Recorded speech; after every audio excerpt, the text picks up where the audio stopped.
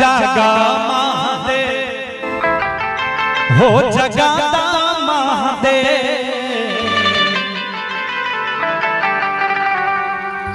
जागा जागा महादेव हो जगाता महादेव। और महादेव के जगह में सब कटाई पर दोनों हाथ उठा दियो तो चाची दादी हाथ ऊपर, हाँ ऊपर सब गोटे आओ सब उठा दियो, जिनका हाथ है उठा दियो और जिनका नहीं है बगल वाला सब पैंचो लग उठा दियो। हाँ प्रेम से बोल दो उमापति महादेव की जय और ताली बज जागा जागा महादेव हो जगाता महादेव जागा जागा महादेव हो जगाता महादेव जागा जागा महादेव हो जगाता महादेव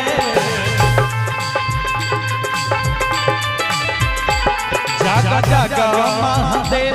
हो जगाता महादेव और ढोडानी महादेव उमापति महादेव और ढोडानी महादेव उमापति महादेव।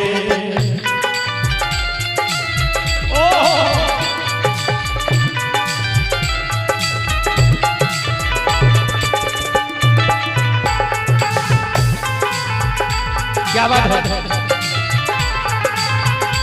जियो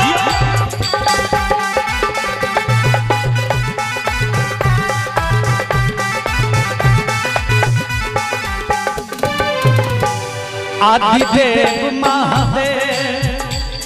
आदि गुरु महादेव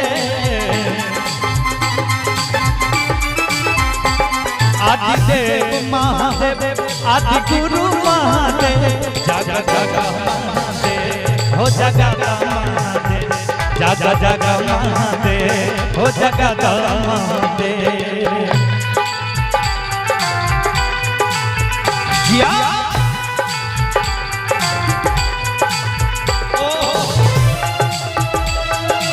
क्या बात है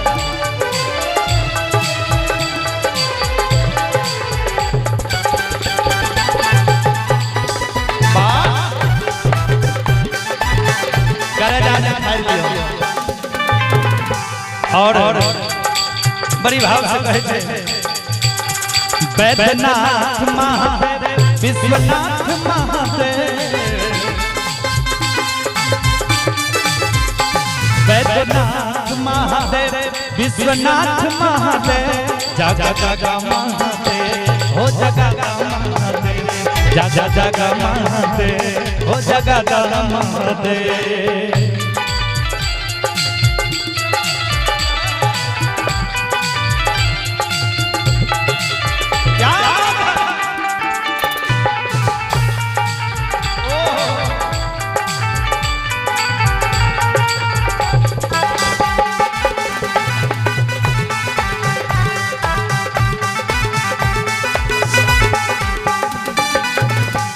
ज्ञान दाता महादेव ज्ञान सागर महादेव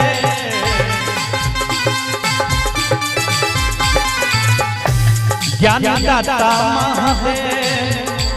ज्ञान सागर महादेव कि ज्ञान दाता महादेव हो ज्ञान सागर महादेव। हाथ उठते महादेव के नाम से हर हर महादेव प्रेम से बोल दो उमापति महादेव की जय कि ज्ञान दाता महादेव ज्ञान सागर महादेव और ताली बजा के जागा जागा